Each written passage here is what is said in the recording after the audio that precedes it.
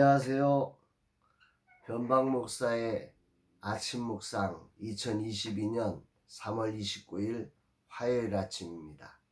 오늘은 요한복음 2장 13절로 22절 말씀을 통해서 성전과 쇼핑몰 이런 제목으로 말씀 묵상의 은혜를 나누겠습니다. 긴 시간의 아픔의 과정을 통해서 오늘은 그래도 이제 한 80% 기운이 나는 것 같습니다. 조금씩 회복시켜 주시는 주님의 은혜에 감사를 드립니다. 오늘 젊은 세대 사역자들을 섬기는 날입니다. 인도하시는 전웅재 목사님에게 성령의 기름 부으심을 더하시고 참여하시는 사역자들 모두에게 큰 은혜의 시간이 되기를 간절히 기도합니다. 이 땅의 다음 세대가 복음의 부흥을 이끌 세대로 일어날 수 있도록 주님이 힘을 주시기를 소망합니다. 근본적인 복음 지형의 변화를 위해 이리저리 도전하고 있습니다. 쉽지 않고 여러 시행착오를 거치고 있지만 그러나 포기하지 않을 것입니다. 기존 사역과 새로운 사역이 오해와 착오를 일으키기도 합니다. 아직도 날 이해하지 못하나 하는 생각에 답답할 때도 있지만 당연한 것이라 생각하며 이해가 될 때까지 그리고 길이 열릴 때까지 가보리라고 다짐합니다. 주님 인도하여 주옵소서. 오늘은 어떤 말씀으로 인도하실까? 본문에는 예수님께서 유월절을 맞아 예루살렘으로 올라가셨음을 기록합니다. 13절 유대인의 유월절이 가까운지라 예수께서 예루살렘으로 올라가셨더니 유월절 규례에 따라 성전에서 유월절 절기를 지키기 위해 예수님께서 예루살렘을 방문하신 것입니다. 당시 팔레스타인과 디아스포라 유대인들 그리고 이방인 개종자들은 성년이 되면 누구나 유월절 절기를 위하여 예루살렘을 방문해야 했습니다. 1년에 3차례 그렇게 절기에 세 가지 절기에 그들은 성전에 올라가서 예배를 드리도록 규정되었던 거죠. 그러나 본문을 살펴본 예수님은 단순히 절기를 지키기 위해서 오신 것이 아니었음을 보게 됩니다. 예수님은 예루살렘의 성전에서 메시아로서 자신을 공식적으로 드러내셨고 유월절 희생양으로서의 대속적 죽음과 희생에 관해 예고하셨습니다. 그 과정에서 예수님은 성전을 청소하시며 내 아버지의 집이란 표현으로 자신을 계시하신 것입니다. 16절 비둘기 파는 사람들에게 이르시되 이것을 여기서 가져가라. 내 아버지의 집으로 장사하는 집을 만들지 말라 하시니 여기에 나오는 성전은 헬라어로 히에론이라고 하는 단어를 씁니다. 성소나 성전 건물을 가리키는 나오스라고 하는 단어와 달리 이 단어는 성전 광장 전체를 표현하는 것입니다. 뒤에 이어지는 희생제물용 가축을 파는 상인들과 환전상들에 관한 언급으로 보아서 이것은 구체적으로 성전 광장 내에 있던 이방인의 뜰을 의미하는 것으로 주석가들은 추론하고 있습니다. 유월절이 되면 이곳에서 희생제물용 가축들이 붐볐고 지금의 쇼핑몰처럼 상가가 세워지고 밑에는 돈 바꾸는 사람들이 앉아 있었다고 합니다. 그래서 메시지 성경은 이 부분을 이렇게 번역합니다. 예수께서 비둘기 상인들에게 이렇게 말씀하셨다.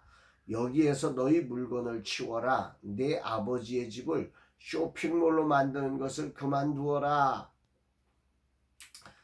쇼핑몰이 되었다는 거죠. 성전이 쇼핑몰로 전락한 것입니다.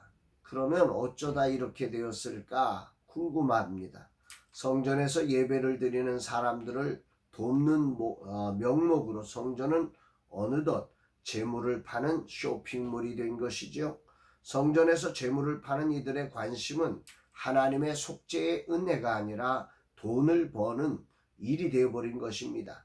이 일은 재물을 파는 상인들의 문제가 아니라 이들과 결탁한 제사장 그룹들의 타락과 연결되어진 것이고 그것은 이어서 예배자들의 타락과도 연결된 것입니다. 처음부터 이렇게 된 것은 아니었을 것입니다. 멀리서 성결한 제물을 준비해서 왔는데 오는 동안에 여러 가지 상처가 나서 순결한 짐승이 상처를 입어 제물로 드릴 수 없는 일이 벌어진 거지요. 성전 앞에서 이를 발견한 예배자가 속죄받을 수 있는 길이 없는 거예요. 답답한 거예요. 안타까운 거예요.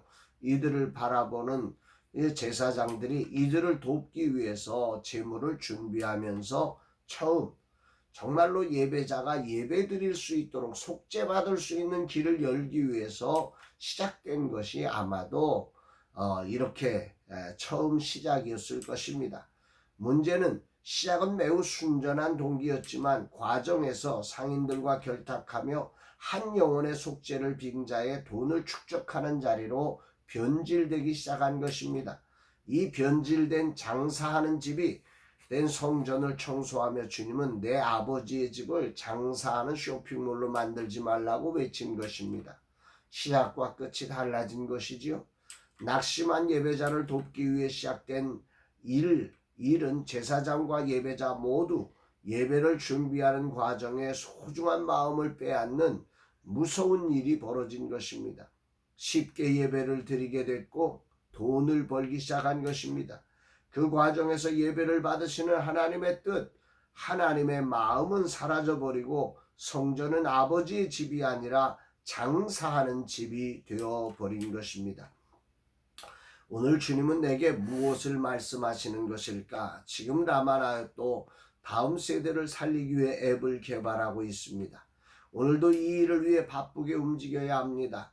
이 일을 하는 근본 이유는 태어나면서부터 핸드폰을 들고 사는 세대들에게 복음을 전하기 위해서입니다.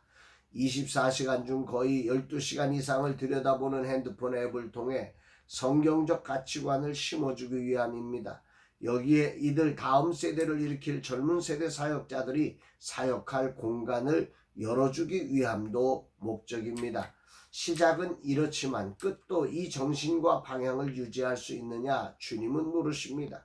다양한 안전장치를 마련하고 있지만 솔직히 장담할 수 없습니다. 나도 믿을 수 없을 뿐 아니라 나 이후에 다른 분들에게 이 정신이 어떻게 전달되고 이런 정신이 유지될 수 있을지 두렵고 떨리기도 합니다. 그래서 내가 규정을 만들기보다는 다른 분들의 의견을 따르려 하고 특히 감사님의 조언을 많이 듣고 있습니다. 문제는 규정이 아니라 마음이지요. 이때 규정이 없어서 이들이 이렇게 한 것이 아닙니다.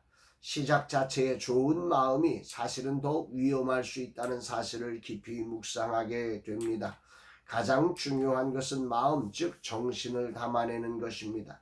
라마나이스를 통해 주님이 하시려는 그 마음, 약자들에 대한 마음을 담아내야 합니다. 더 좋은 앱이 아니라 약자들이 기회를 얻을 수 있는 진정 주님의 마음이 담긴 앱이 되어야 합니다. 주님 오늘도 말씀을 통해 저의 갈 길을 지도해 주시니 감사드립니다. 오늘도 주님을 향한 마음이 변질되지 않게 하시고 오직 주님의 뜻을 마음으로 순종하는 자가 되게 하옵소서. 준비되는 앱 개발에 마음이 빠진 쇼핑몰로 전락되지 않고 주님의 뜻과 마음이 담겨 작은 교회와 젊은 세대 사역자들에게 창조적 사역의 기회가 되고 다음 세대를 속죄케 하는 앱이 되게 하옵소서. 주님이 대표가 되셔서 인도하여 주옵소서.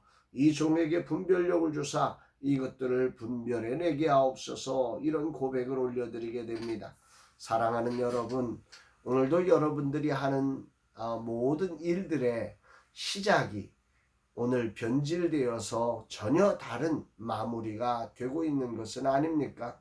오늘 주님은 이 말씀을 통해서 우리에게 주셨던 첫 마음이 오늘 그 마지막 순간에도 그 마음을 지켜내고 있는지 무릇 지킬 만한 것보다 더욱 내 마음을 지키라.